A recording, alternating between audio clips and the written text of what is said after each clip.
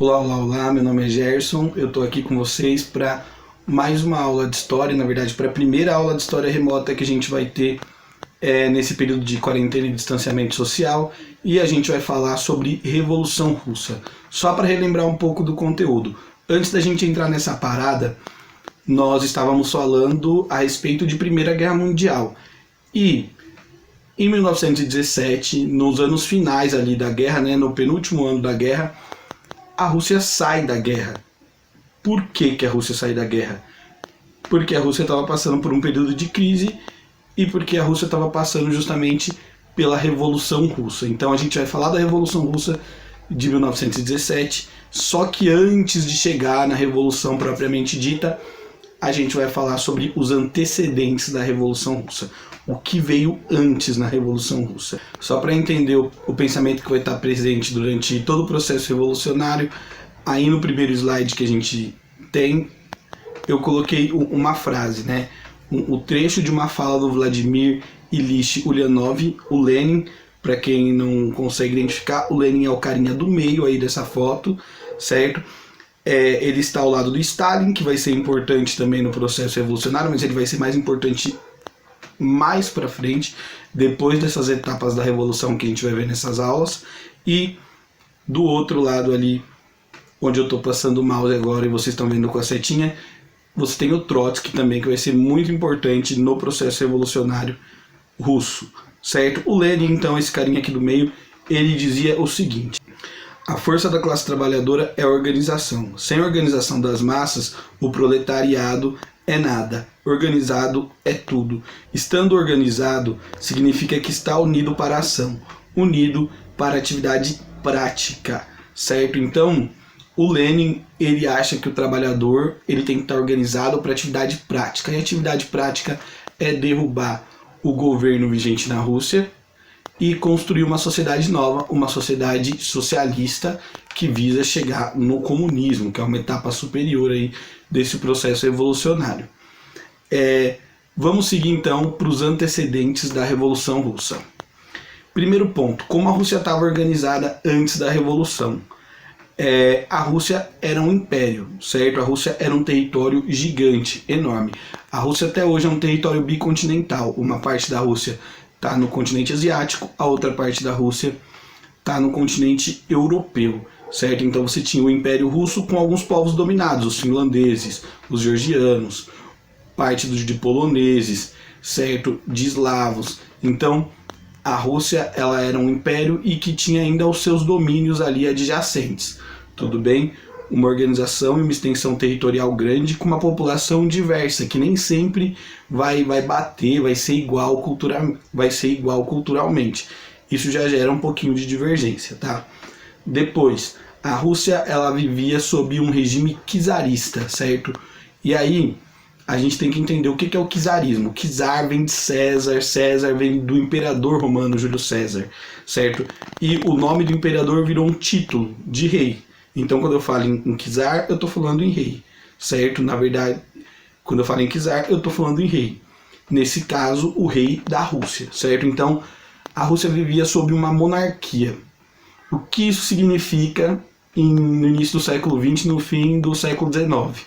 Que a Rússia, politicamente, ela estava atrasada em relação à Europa, certo? Se você for pensar, em 1789, a Revolução Francesa cortou a cabeça do rei. Então, a França já vivia um regime democrático há mais de 100 anos. A Inglaterra passou por esse processo também. Ela não virou uma república, não cortou a cabeça do rei, mas a Inglaterra, pouco a pouco, tirou o poder do rei, e a Inglaterra vive, até hoje, inclusive, uma monarquia parlamentar, em que o rei ele tem o seu poder esvaziado e quem manda na prática é o parlamento, que é eleito, certo? Pelas pessoas, pelo povo. Então, a Inglaterra, mesmo sendo uma monarquia, era uma monarquia constitucional em que o rei estava submetido ao parlamento e às leis. A Rússia, ela vivia em pleno início do século XX uma monarquia absolutista de direito divino. Era aquela ideia que a gente conversou já, em que o rei era considerado representante de Deus na terra e jogar uma pedra no rei era jogar uma pedra em Deus, certo? Então o rei ele era uma pessoa que ele estava acima de qualquer vontade popular, porque ele representava a vontade de Deus, ele era absoluto, ele era autoritário. Então, em pleno início do século XX, a Rússia tinha um regime político deslocado do que estava acontecendo na Europa da época. Enquanto a Europa da época vivia regimes democráticos, a Rússia vivia um czarismo, uma monarquia. A Rússia vivia um czarismo, vivia uma monarquia absolutista de direito divino, certo? Em que o povo não apitava e não opinava e não tinha direito de participar das decisões do país. Outro ponto super importante, que é o terceiro ponto aí do slide, é que a Rússia era um país majoritariamente agrário. A maior parte da população russa vivia no campo. Ser agrário não é necessariamente um problema, mas se você for pensar na Rússia do século XIX, início do século XX, no século XIX a Rússia vivia um regime de servidão. A Rússia era um país que a gente pode... vivia um regime feudal no campo.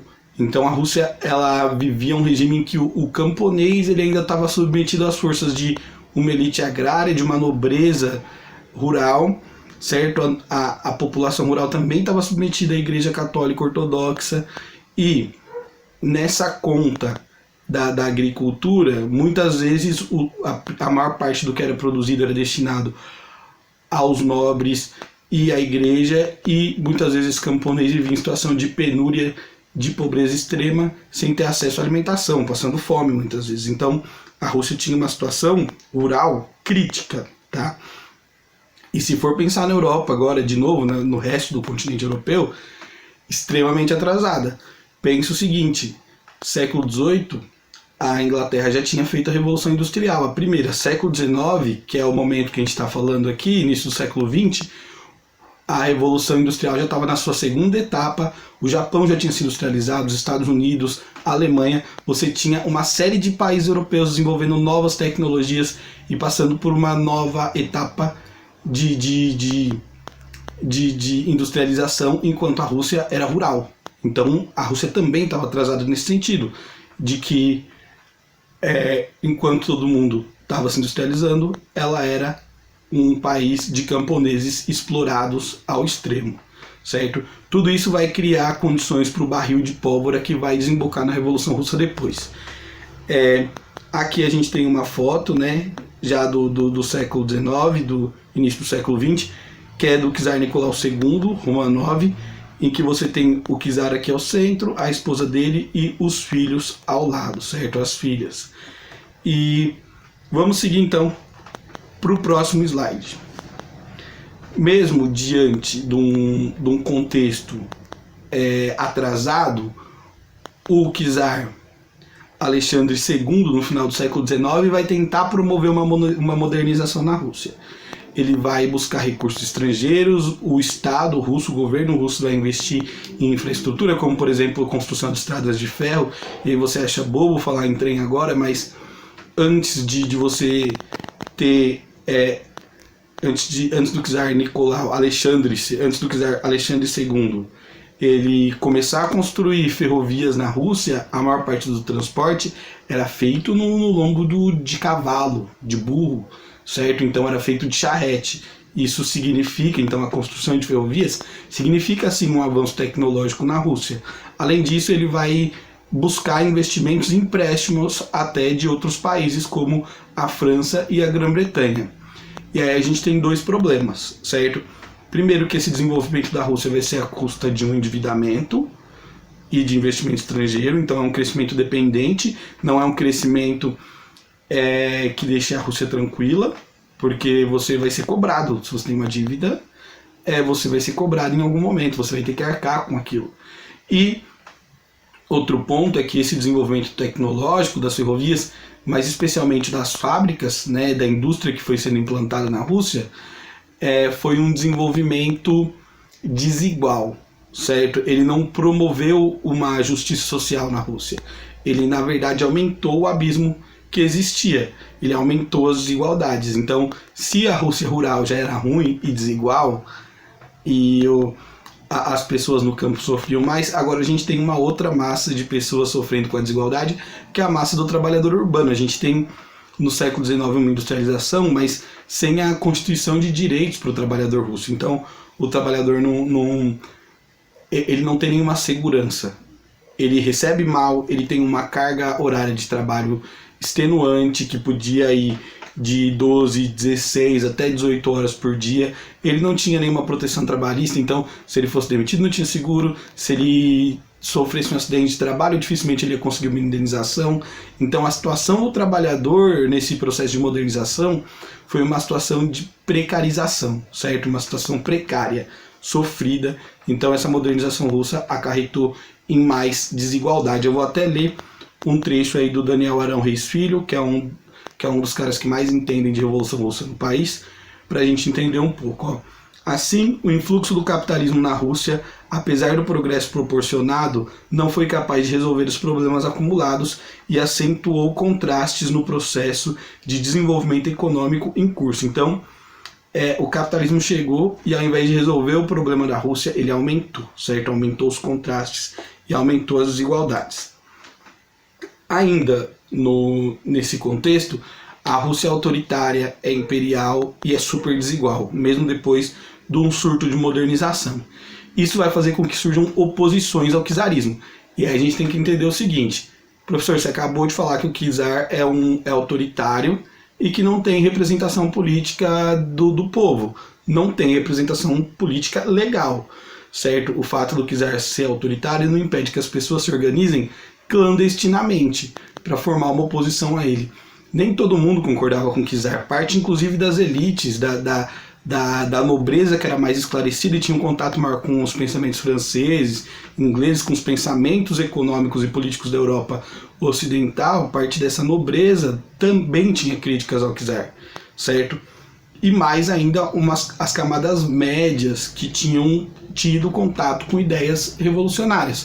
É o caso, por exemplo, do pessoal que vai fundar o POS-DR, que eu não sei pronunciar em russo o nome do partido, já é cheio de consoante, né? A gente tem uma vogal, para mim vai morrer POS-DR esse nome. Então, o POS-DR, que é o Partido Operário Social Russo, ele vai ser formado no final do século XIX e ele é um partido de orientação socialista.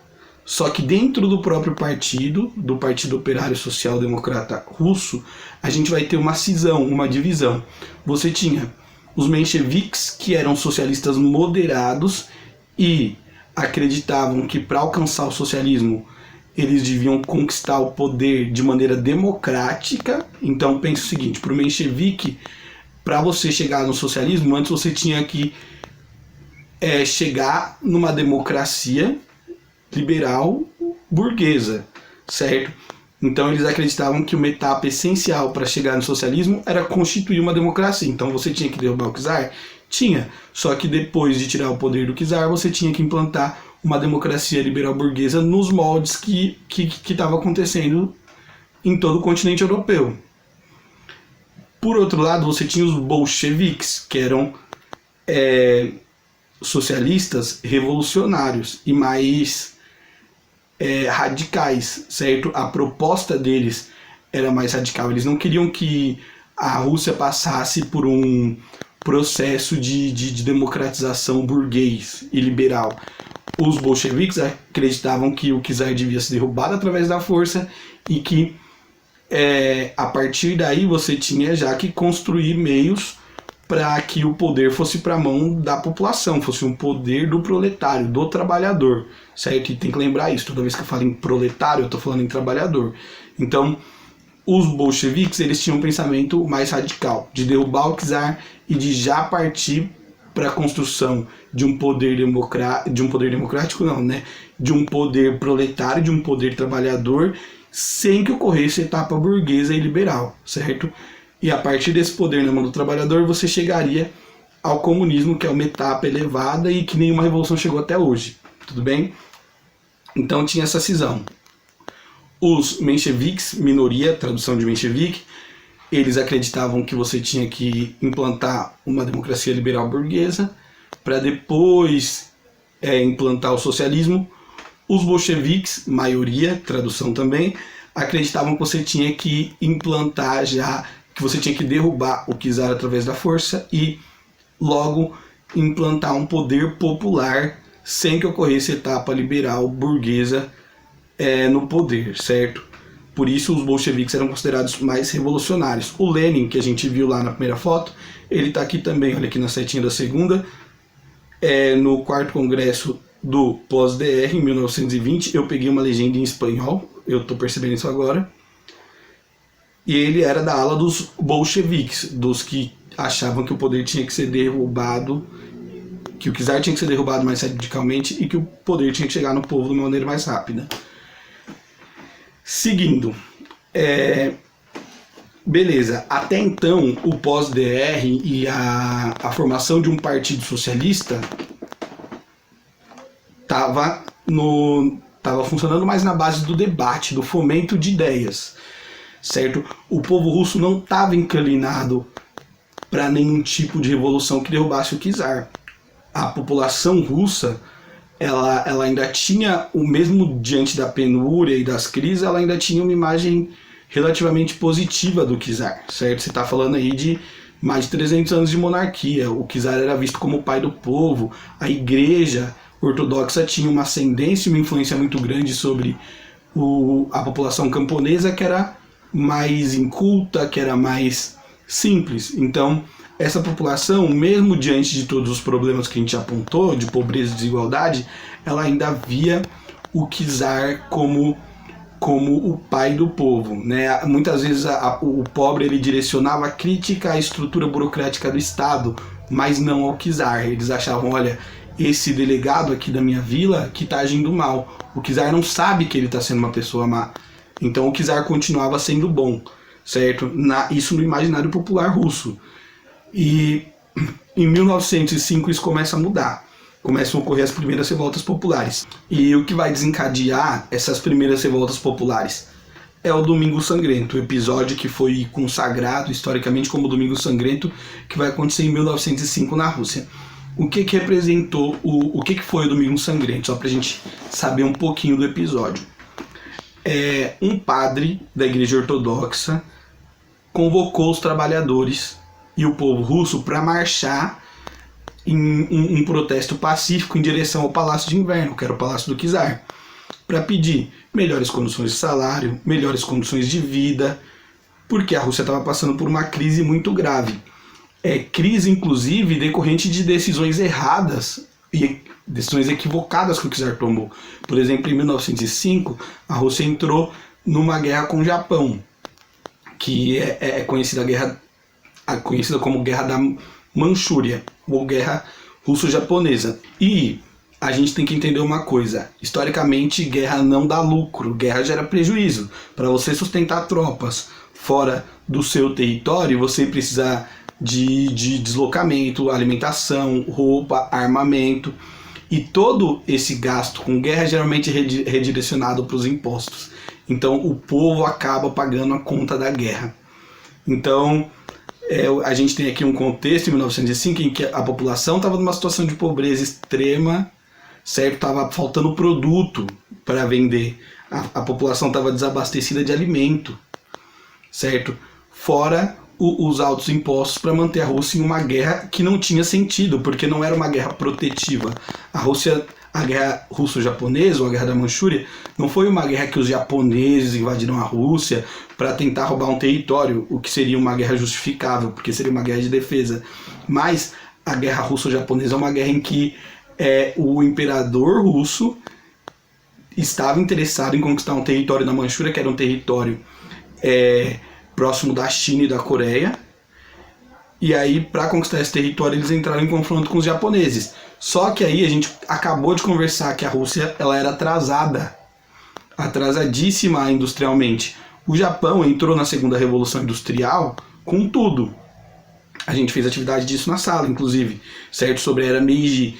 Então, tecnologicamente, o Japão estava muito à frente da Rússia. E a Rússia tomou um couro na Guerra da Manchúria, só para resumir. Foi derrotada na guerra. Enfim, voltando. A guerra aumentou os problemas sociais da Rússia, tá? Com aumento de imposto e desabastecimento de alimento. Então o povo estava na pobreza total. E, nesse contexto, um padre convocou uma marcha pacífica em direção ao czar, com aquela ideia do czar pai do povo e de que ele vai nos acudir, certo? E quando mais de milhares de trabalhadores chegam em frente ao Palácio de Inverno, que é o Palácio do czar, a polícia abre fogo sobre eles. E aí você tem mais de 1.000 pessoas mortas em função dessa ação policial. E aí vira uma chave na cabeça do povo russo, certo? Porque até então as pessoas viviam uma situação de pobreza, mas não queriam derrubar o czar. Elas achavam que o czar ia achar uma solução. O efeito do massacre de 1905 é reverso. Ao invés da população ficar quieta e com medo, porque a ação da polícia do czar tinha sido violenta, a população se revolta ainda mais. Então tem essa virada de chave. O czar deixa de ser a pessoa boazinha e o pai do povo para virar um governante assassino, um governante que atenta contra os seus filhos. E a partir do Domingo Sangrento você tem uma série de revoltas que vão pipocar na Rússia inteira. A Rússia vai virar um caos, certo? Em meio a revoltas camponesas, revoltas urbanas, em todos os lugares. Então o tiro sai pela culatra, 1.000 pessoas morrem, o czar é visto como injusto, ao invés das pessoas ficarem quietas, elas se revoltam ainda mais em função disso. Por isso que 1905 é conhecido como ensaio geral da Revolução de 1917, que é a socialista que a gente vai falar mais pra frente, certo? Aqui não é a Revolução Russa de 1917, mas é o primeiro abalo que o czar vai sofrer, tá? Eu vou ficar por aqui no ensaio geral e nas revoltas populares provocadas por 1905. Na próxima aula a gente fala mais sobre as consequências do Domingo Sangrento para o poder do czar na Rússia, tudo bem? Estudem, fiquem em casa, até a próxima aula, até mais.